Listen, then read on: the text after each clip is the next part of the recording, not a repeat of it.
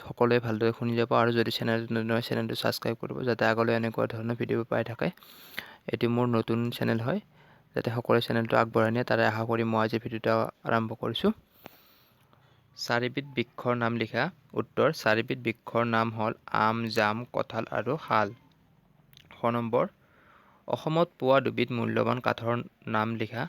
উত্তৰ: শাল আৰু চেগুন। গ নম্বৰ: দুবিধ লতা জাতীয় উদ্ভিদৰ নাম লিখা। উত্তৰ: দুবিধ লতা জাতীয় উদ্ভিদৰ নাম হ'ল পাণ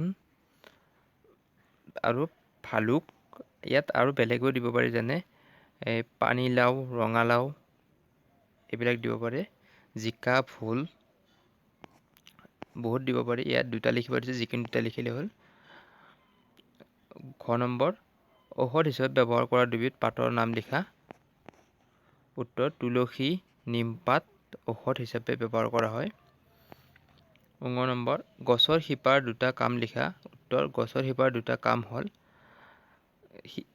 শিপাৰ, ইয়াত শিখা লিখা গৈছে, ইয়াত শিপাৰ হ'ব লাগিছিল। শিপাৰ দ্বাৰা গছে পানী শুহি লয়।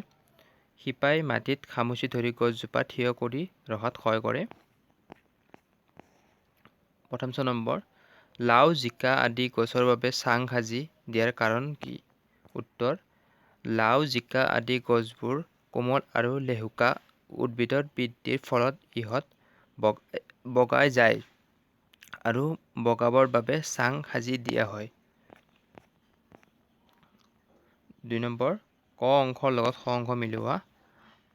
কত আছে চিত্ৰনলা গছৰ পৰা কীটনাশক হিচাপে ব্যৱহাৰ কৰা হয়। ২ নম্বৰ: তেজপাত চাহ প্ৰস্তুত কৰা হয়। ৩ নম্বৰ: চাহ গছৰ পাতৰ পৰা তেল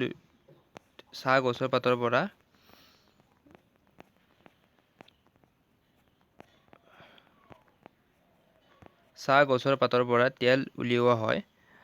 ৪ নম্বৰ: নিম গছৰ পৰা পাত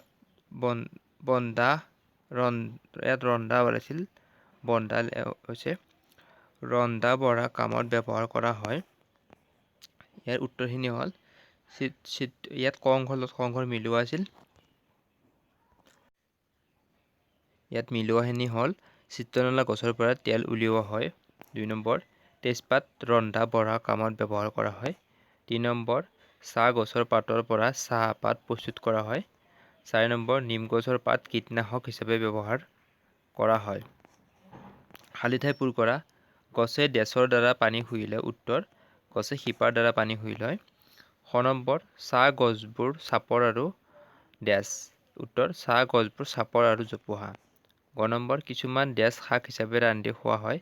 উত্তৰ: কিছুমান পাত শাক হিচাপে ৰান্ধি খোৱা হয়।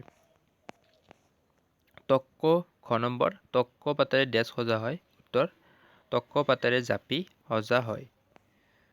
শুদ্ধ উত্তৰটোত ৰাইট চিন দিয়া। ক নম্বৰ: বাঁহ গছ বৃক্ষ তৃণজাতীয় উদ্ভিদ। উত্তৰ: বাঁহ গছ তৃণজাতীয় উদ্ভিদ। খ নম্বৰ: গুল্মজাতীয় উদ্ভিদ বৃক্ষতকৈ সৰু ডাঙৰ। উত্তৰ: গুল্মজাতীয় উদ্ভিদ বৃক্ষতকৈ সৰু। গ নম্বৰ: বৃক্ষজাতীয় উদ্ভিদৰ গা গছ বৰ টান কোমল। উত্তৰ: বৃক্ষজাতীয় উদ্ভিদৰ গা গছ বৰ টান। ঘ নম্বৰ: তাল, আম, নিম গছৰ পাতেৰে বিচনী সজা হয়। উত্তৰ: তাল গছৰ পাতেৰে বিচনী সজা হয়। ৫ নম্বৰ: এটাকৈ পাৰ্থক্য লিখা। বৃক্ষ আৰু গুল্ম। উত্তৰ: বৃক্ষজাতীয় গছবোৰ বৰ ডাঙৰ আনহাতে গুল্মজাতীয় গছবোৰ সৰু আৰু জোপোহা। বাঁহ গছ আৰু আম গছ। বাঁহ গছ ফোঁপোলা আনহাতে আম গছ বৰ টান। লতা আৰু তৃণ। উত্তৰ: যিবোৰ উদ্ভিদ বগাই যায় সেইবোৰকে লতা জাতীয় উদ্ভিদ বুলি কয়, যেনে পাণ। আনহাতে যিবোৰ উদ্ভিদ সৰু আৰু গা গছবোৰ কোমল এইবোৰেই তৃণজাতীয় উদ্ভিদ বুলি কোৱা হয়। যেনে দুবৰি বন, অৰ্থাৎ ইয়াৰ লতাজাতীয় উদ্ভিদৰ উদাহৰণ হ'ল তৃণজাতীয় উদ্ভিদৰ উদাহৰণ হ'ল দুবৰি বন। আজিৰ ক্লাছটোত এইখিনি আছিল। সকলোৱে ভালদৰে শুনিলে বুলি আশা কৰিলোঁ। নেক্সট ভিডিঅ'টোত অৰ্থাৎ মই নেক্সট ক্লাছটোত মই হেৰিখিনি দিম, অসমীয়াৰ উত্তৰখিনি দিম, ইংলিছৰ উত্তৰখিনি দিম আৰু মেথছৰো দিম। সেইখিনি পাবৰ কাৰণে সকলোৱে যাতে চেনেলটো ছাবস্ক্ৰাইব কৰে। আজি ইমানতে সমাপ্ত কৰিলোঁ। নমস্কাৰ।